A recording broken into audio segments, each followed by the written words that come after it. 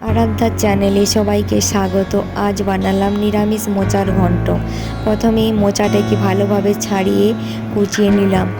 এইভাবে কুচিয়ে রাখা মোচাগুলো কুকারে দিয়ে তাতে স্বাদ মতো নুন এবং হলুদ দিয়ে দিলাম, যাতে মোচাতে কষা বা তেতো ভাব না লাগে।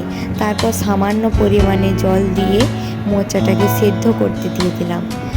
তারপর কড়াইতে সামান্য তেল দিয়ে আগে থেকে কুচিয়ে রাখা আলুগুলোকে ভালোভাবে লাল লাল করে ভেজে নিলাম।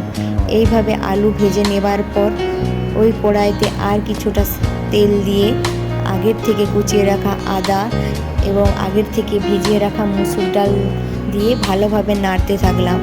তারপর তাতে কাঁচা লঙ্কা এবং নারকেল কোড়া দিয়ে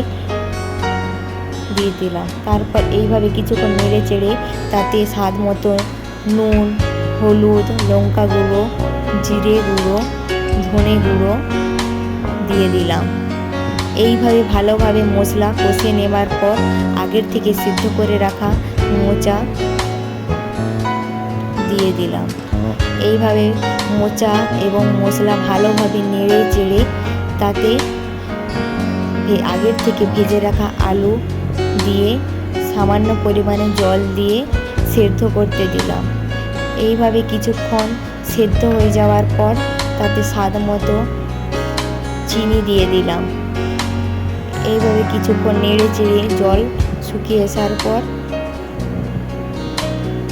মোচা নামিয়ে নিলাম।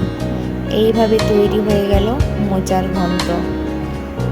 এই রকম নিরামিষ মোচার ঘন্ট গরম ভাতের সাথে জাস্ট অসাধারণ খেতে লাগে।